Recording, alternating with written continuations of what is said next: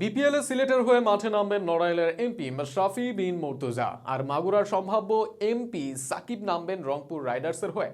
BPL দরজায় কড়া নাড়ছে, আর নতুন কিছু ইতিহাসও এবার অপেক্ষা করছে। তামিম সাকিবের লড়াই, এরপর স্বদেশী দুই সাংসদের লড়াই, এ যেন ভিন্ন এক আমেজের অপেক্ষায় বিপিএল। কবে মাঠে নামছেন মাশরাফি এবং সাকিব আল হাসান, রংপুর সিলেটের ওই ম্যাচের বাড়তি উত্তেজনা নিয়ে বিস্তারিত থাকছে প্রতিবেদনে। বাংলাদেশ ক্রিকেটের সবচেয়ে বড় দুই নাম সাকিব আল হাসান ও মাশরাফি বিন মুর্তজা। সাকিব আল হাসান দেশের সবচেয়ে বড় তারকা, বাংলাদেশ ক্রিকেটের সবচেয়ে বড় ব্র্যান্ড। ব্যাটিং, বোলিং, অধিনায়কত্ব সব দিক থেকেই সেরা সাকিব। অপরদিকে বাংলাদেশের ইতিহাসের সবচেয়ে সফল অধিনায়ক মাশরাফি বিন মুর্তজা দেশের ক্রিকেটকে এগিয়ে নিয়ে যেতে রেখেছেন বড় ভূমিকা। এবার মুখোমুখি লড়াইয়ে মাঠে নামবেন এই দুই তারকা। তবে খেলোয়াড় বা তারকার চেয়ে এই লড়াইটার মাহাত্ম্য মূলত অন্য জায়গায়।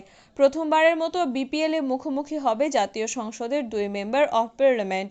2018 সালে নির্বাচন করে প্রথমবারের মতো এমপি হন মাশরাফি মুর্তজা।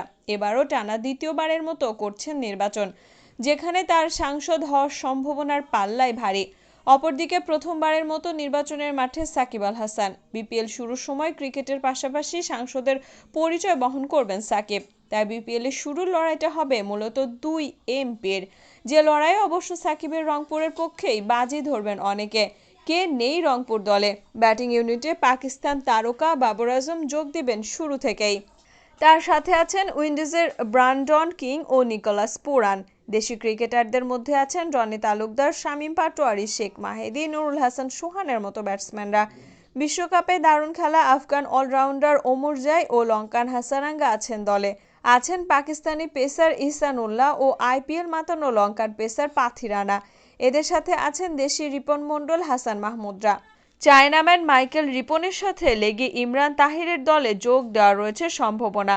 তবে রংপুরের বড় দুশ্চিন্তার নাম খেলোয়াড়দের একসাথে পাওয়া, বিশেষ করে একই সাথে 5টি লিগ চলায় সারা সিজনে পাওয়া যাবে না সব খেলোয়াড়কে। এদিক থেকে রংপুর থেকে কিছুটা এগিয়ে থাকবে সিলেট। তাদের একাধিক খেলোয়াড়কেই পাওয়া যাবে পুরো সিজনের জন্য। গতবারের মতো এবারও ভারসাম্যপূর্ণ দল গড়েছে সিলেট। মোহাম্মদ আমিরের বদলে দলে নিয়েছে ইংলিশ কাউন্টি মাতানো পেসার স্ক্রিনশকে। ইমাদ ওয়াসিমের জায়গায় দলে এসেছেন দুশান হেমন্ত, সামিত প্যাটেলরা। ব্যাটিং ইউনিটে শান্ত, জাকির, ইয়াসিরদের সাথে আছেন আইরিশ হ্যারি টেক্টর। ফিনিশিংয়ে দলে আছে বেন কাটিং, বার্ন বার্লের মতো পাওয়ার হিটাররা। এছাড়া দেশি অলরাউন্ডার সালমান হোসেনকে নিয়ে সিলেট বাড়িয়েছে তাদের ব্যাকআপ। বোলিংয়ে দলের নেতৃত্ব দিবেন কাপ্তান মাশরাফি। আছেন তানজিম সাকিব, রেজাউর রাজা, শফিকুররা। বিদেশিদের মধ্যে স্ক্রিনশের সাথে আছে জিম্বাবুয়ের এন গারাভা। সব মিলিয়ে ভারসাম্যপূর্ণ দল সিলেটের, যে দলের অধিকাংশ খেলোয়াড়কেই পাওয়া যাবে শুরুর দিকে। দেশের ক্রিকেটের বড় দুই নামের লড়াই দেখা যাবে 23 জানুয়ারি বিপিএলে চতুর্থ দিনে মাঠে নামবে সিলেট ও রংপুর, যে লড়াই দেখার জন্য অধীর আগ্রহে অপেক্ষায় থাকবে দেশের সমর্থকরা। আনিকা তাহসিন, বেঙ্গল স্পোর্টস।